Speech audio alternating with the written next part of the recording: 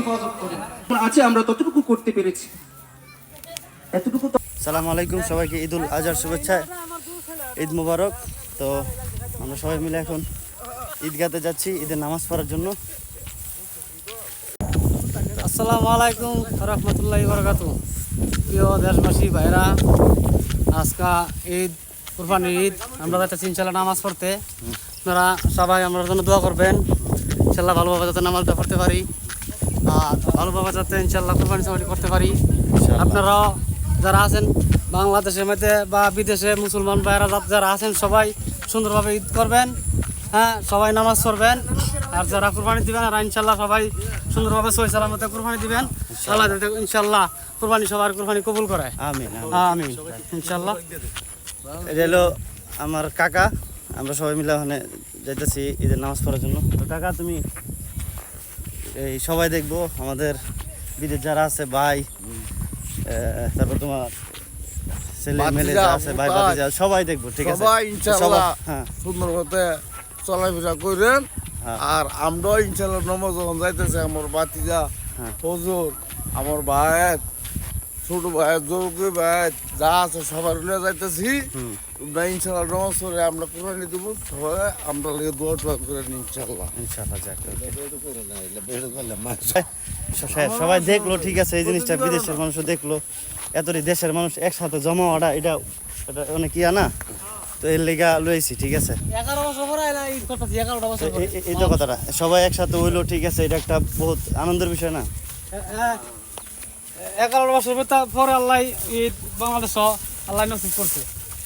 আচ্ছা, যাক আলহামদুলিল্লাহ। তাদের পক্ষে লড়ার মতো শাসক একজনও নেই। আল্লাহর কাছে জবাব দিতে হবে তাদের।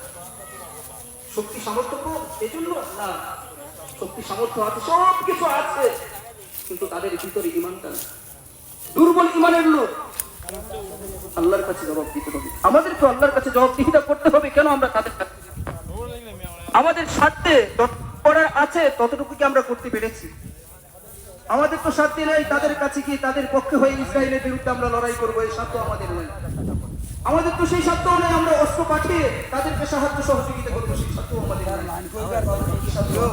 আমাদের স্বার্থ আছে। আল্লাহ বলেন যে বর্তমানে আমরা তো দিতে পারি 24 ঘন্টা সময় থেকে মাত্র 10টা মিনিট সময় আমরা তাদের জন্য দিব, তাদের জন্য দোয়া করব। আল্লাহ যেন তাদেরকে নাজাত দেন, তাদেরকে হেফাজত করেন, জুলুম থেকে হেফাজত করেন। এই দোয়া তো আমরা করতে পারি। কি বলেন, করতে পারি কিনা? করবো তো ইনশাআল্লাহ। ইমানের দায়িত্ববোধ হিসাবে প্রত্যেকে আমরা এই দোয়াটা করবো ইনশাআল্লাহ। আর দ্বিতীয় যে বিষয় সেটা হচ্ছে আমরা ইসরায়েলের যত পণ্য আছে সব বর্জন করবো তো ইনশাআল্লাহ। সব যদি বর্জন, এতটুকু আমাদের সাথে আছে, যদি এতটুকু করতে পারি তাই আল্লাহর সামনে আমরা জবাবদিহিতা করতে পারবো। আল্লাহ আমাদের সাথে যতটুকু আছে আমরা ততটুকু করতে পেরেছি, এতটুকু তো আল্লাহর কাছে করতে হবে। আপনারা কি বলেন, আল্লাহকে আমাদেরকে জিজ্ঞেস করবেন না? অবশ্যই জিজ্ঞেস করবেন। আমরা তাদের জন্য দোয়া করব এবং ইসরায়েল, বিশেষ করে ইসরায়েলের পণ্য, যে সমস্ত পণ্য ইসরায়েল বা ইসরায়েলের কোম্পানি তৈরি করে সেই সমস্ত পণ্য আমরা সবগুলো বর্জন করব।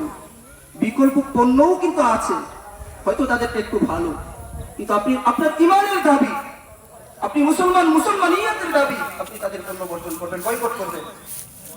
এতটুকু গায়রত যদি আমাদের না থাকে তাহলে কিছু বলার নেই।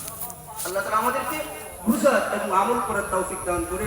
প্রথমে বললাম যে কুরবানির উদ্দেশ্য হচ্ছে আমাদেরকে ত্যাগের শিক্ষা দেওয়া, আমরা যেন ত্যাগ করতে পারি। দ্বিতীয় কথা বললাম কুরবানি করবো একমাত্র আল্লাহর জন্য। আর দ্বিতীয় যে বিষয়টা, আমরা আল্লাহ সকলকে তুমি মাফ করে দাও রব্বুল আলামিন, সকলের মনের নেক তামান্না তুমি কবুল আর মঞ্জুর করে নাও রব্বুল আলামিন।